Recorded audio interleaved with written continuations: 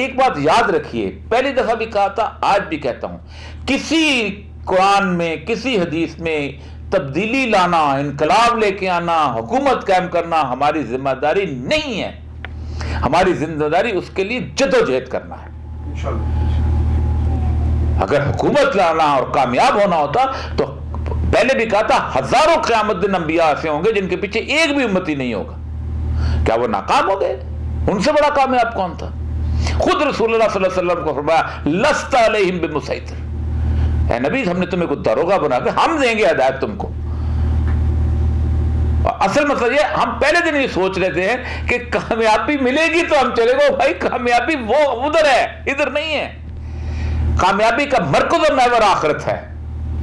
کامیابی کا مرکز، میں اگر قتل ہو جاتا ہوں، مارا جاتا ہوں، ناکام ہو جاتا ہوں، میرے بچے مارے جاتے ہیں، میرا گھر اجڑ جاتا ہے، لیکن مجھے اگر آخرت کے دن اللہ تبارک تعالیٰ جو کہتا ہے، جو ان کا شعر ہے مولانا محمد علی جوہر کا، کہ توحید تو یہ ہے کہ خدا حشر میں کہہ دے یہ بندہ دو عالم سے خفا میرے لیے ہے. یہ ہے، یہ اگر صلہ مجھے مل جاتا ہے. 7 لوگ ہوں گے قیامت کے دن جن میں جن کو اللہ تعالیٰ کہتا ہے کوئی سایہ نہیں ہوگا. رسول اللہ کے حدیث قدسی ہے، کوئی سایہ نہیں ہوگا سوائے ان لوگوں کے. ان میں سے ایک ایسا ہے جو کتنا آسان کام ہے. یہ وہ شخص تھا جو اللہ کے لیے دوستی کرتا تھا اور اللہ کے لیے دشمنی کرتا تھا. ہم تو شادیاں نہیں چھوڑ سکتے اٹینڈ کرنا. وہ کوئی گل نہیں، چاچے کا پتر سکھی، کوئی گل نہیں، شادی جانا پائے گا، مجبوری ہے. لوگ برتن ہوتا ہے. ہماری ہے دوستی اللہ کے لیے، ہماری ہے دشمنی اللہ کے لیے. نفرت تو کرو یار، چھوڑ دو. میں کہتا ہوں نہیں ہے، اللہ نے داریں بتا دی اللہ کے رسول صلی اللہ علیہ وسلم نے، من رأى منکم منکرا فلیغیرہ بیدہ، تو ہاتھ سے بدل دو، پھر زبان سے بدل دو، پھر دل میں. نفرت تو کرو یار، یہ رشوت خور ہے، میرا چاچے کا پتر ہے یا مامے کا پتر ہے یا ایون میرا باپ ہے، اس کی عزت کرو، اس کی تکریم کرو، کہ اسی کی وجہ سے آپ نے آگے جانا ہے، قیامت کے سرخرو ہونا ہے. لیکن اگر رشوت خور ہے تو کم از کم اس سے نفرت کرو اور کوشش کرو کہ اس کے گھر میں کھانا زیادہ نہ کھا سکو. یہ نفرت کا معیار اگر آپ کا ہے، اور دوستی اس سے کرو کہ جو بے شک خوار ہے، جو آپ کو کچھ بھی نہیں دے سکتا لیکن بنیادی طور پر اللہ کو ماننے والا ہے، اللہ کے لیے کھڑے ہو جاتا ہے. آپ سارا کچھ کر لیں، سب کچھ کر لیں، لیکن اگر آپ اس نظام سے نفرت نہیں کرتے تو آپ کا سارا کچھ غارت ہے. نہ تو پارلیمانی نظام کا حامی ہوں میں ہوں، نہ صدارتی نظام کا حامی ہوں. میں تو بنیادی طور پر ایک عادلانہ اسلامی نظام کا حامی ہوں. پہلی بات تو یہ ہے کہ ڈیموکریسی بذات خود ایک ایسا نظام ہے جس کو ہم ٹرینی آف میجورٹی کہتے ہیں، اکثریت کی آمریت. دنیا میں 2 ملک ایسے ہیں کہ جہاں آج تک فوج نے کبھی مداخلت نہیں کی.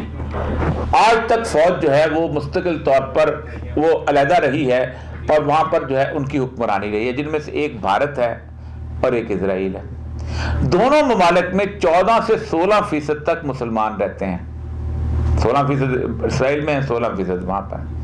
کیا اگلے 100 سال بھی اسرائیل میں مسلمان اور بھارت کا مسلمان اقتدار میں آنے کی خواہش بھی کر سکتا ہے؟ نہیں کر سکتا. اور وہ جو 51% کا اقتدار ہے 49% کے اوپر، وہ اتنا ظالمانہ ہوتا ہے کہ ڈکٹیٹر کو تو آپ گالی دے دیتے ہو، یار عامر ہے، اس کو کہتے ہیں اٹس پبلک ول.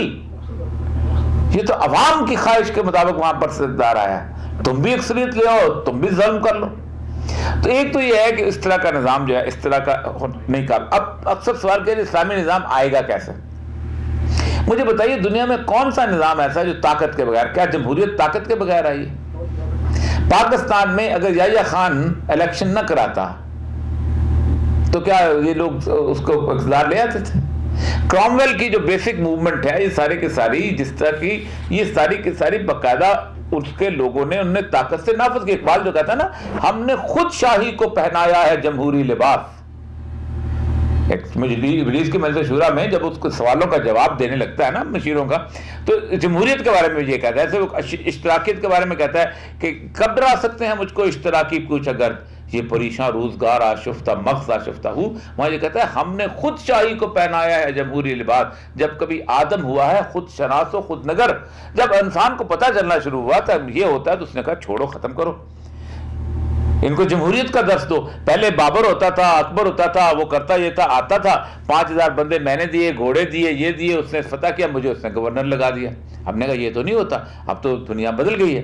اب اس نے کہا کہ 5000 گھوڑے دینے کی کیا ضرورت ہے, ایک جنرل کمپنی جو ہے اوباما کو 2 بلین دیتی ہے, فلاں کمپنی جو ہے وہ اینڈرون جو ہے اس کو 3 بلین دیتی ہے, وہ 6-7 بلین کا الیکشن لڑتا ہے, وہ 6-7 بلین سے وہ ایک اپنا ڈکٹیٹر نافذ کر دیتے ہیں. اب وہ کہتے ہیں ہمارے معاملے پہ چلو.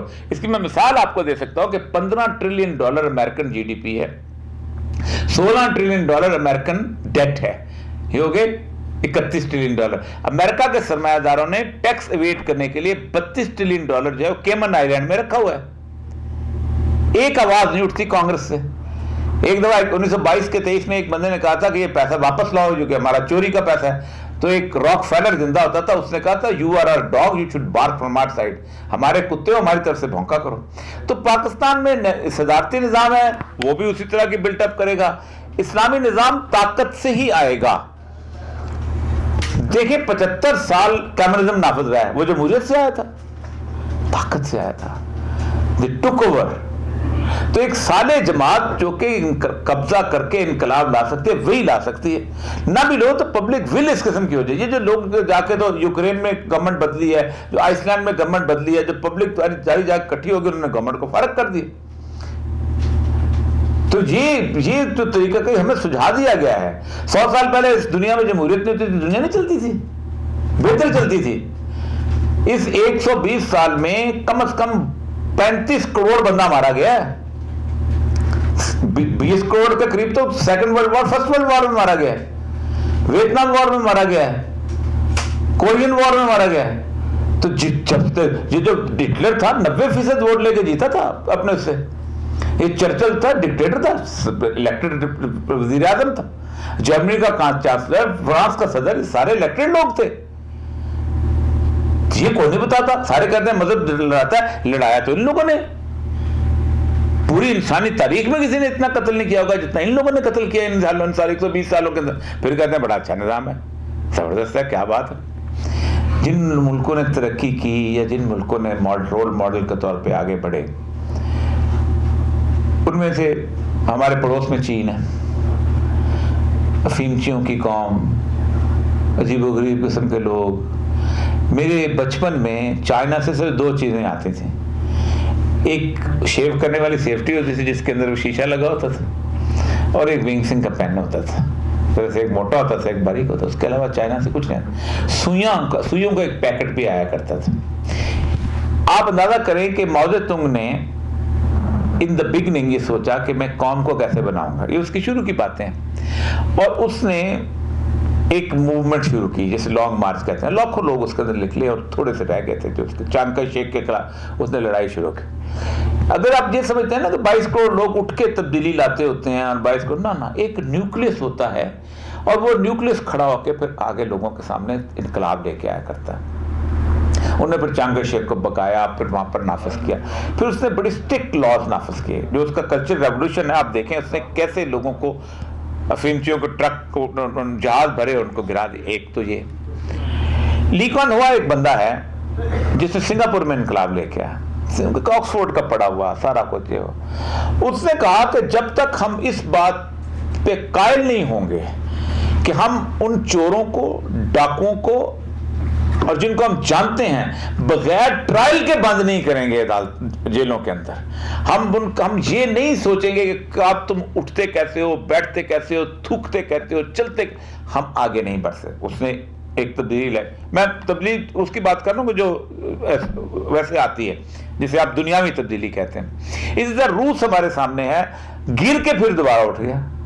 آپ دیکھیں ایوان جو تھا, جو پہلا بندہ تھا, ایوان دی ٹائرنٹ, ایوان خونخوار جس کو کہتے ہیں, یہ صرف برفانی ریچھ مارتے تھے اور کھانے جو تھے وہ برطانوی کمپنی کو بیچتے تھے. سیویج کمپنی تھی ایک, اس کو بیچتے تھے, وہ جہاں کے برطانیہ میں بیچا کرتے تھے. جس کے بعد کرائمیا کی وار شروع ہوئی, سارا کچھ. انہوں نے ان کے ہاں سے ایک موومنٹ اٹھی کہ نہیں, ہم نے کھڑے ہونا ہے, ہم نے اس کے خلاف, اور وہاں جا کے انہوں نے قبضہ کیا. لوگ پہلے اٹھتے ہوتے ہیں. میرا پہلا سے ایک بات, خواہش لوگوں کی پہلے ہوتی ہے. انقلاب میں لیڈر ہمیشہ بعد میں آتا ہے. امام خمینی، میں ایران میں رہا ہوں، خمینی کا انقلاب میں نے دیکھا، آپ جو مرضی کہہ دیں، شیعہ تھا، سب کچھ تھا، لیکن تبدیلی ایک طرح کی آئی. 5 سال اور ایرانی قوم نہ جاگتی، خمینی کی قبر کا بھی کسی کو نہیں پتا ہونا تھا. عراق میں بھاگے ہوئے تھے، وہاں جا کے اپنے جیسے اور 10 مرجع بیٹھے ہوئے، جیسے اور آیت اللہ بیٹھے ہیں، ایک اور قبر میں اضافہ ہو جاتا. وہ لوگ لکھتے تھے میر اسد مردے کے زنجیرے غلاماں بشکنت دیدام مروزنے دیوار زندان شما، یہ ان کی نظم اقبال کی گاتے ہوئے نکلتے تھے، اور وہ اس کے بعد گولیاں کھاتے تھے. پھر اس کے بعد آخری 3 مہینے میں خمینی بھی آ گیا. انقلابی کہتے ہیں کہ leadership comes on the tides of the revolution. جو یہ آیت ہے نا جس کو ہم پڑھتے ہیں بڑی خوشی کے ساتھ، یہ پوری آیت نہیں پڑھتے. آیت بنیادی بات پہ یہ جو ہے ان اللہ لا یغیر ما بقوم حتی یغیر ما بانفسہم، کہ اللہ اس قوم کی حالت نہیں بدلتا جب تک وہ اس کی حالت بدلنا نہیں چاہتے. اللہ اس کے 3 درجات، پوری آیت، یہ بیچ میں ٹکڑا ہے چونکہ اچھا لگتا ہے ہمیں ذرا دلیل والا طبقہ. اللہ کہتا ہے لہو معقبات، ہم اس سے پہلے آپ کے ارد گرد فرشتوں کو حفاظت کے لیے کھڑا کرتے ہیں. یعنی جب اللہ پہ ایمان رکھتے ہیں تو وہ تو کہتا ہے کہ تنزل الملائکہ والی بات، فرشتے تیری نصرت کو اتر سکتے ہیں گردوں سے قطار. پھر تم پہ ایک حالت ایسی آتی ہے کہ آپ کہتے ہیں کہ نہیں ختم، پھر اللہ کہتا ہے تم بدلنا چاہو گے تو میں بدل دوں گا. پھر جب آپ بدلنے کی خواہش بھی نہیں آتی تو اللہ کہتا ہے پھر فیصلہ مارا ولا مرد لہو، پھر تمہارا ہم کوئی مہربان بھی نہیں رہنے دیتے، تمہارا کوئی پڑوسی، تمہارا کوئی دوسرا ملک والا، وہ بھی آپ کے ہم تمہارا تہس نہس کرتے ہیں، تمہیں غرق کرتے ہیں، نسیاں منسیہ بنا دیتے ہیں. تو ہم ابھی تک اس سٹیج میں ہیں.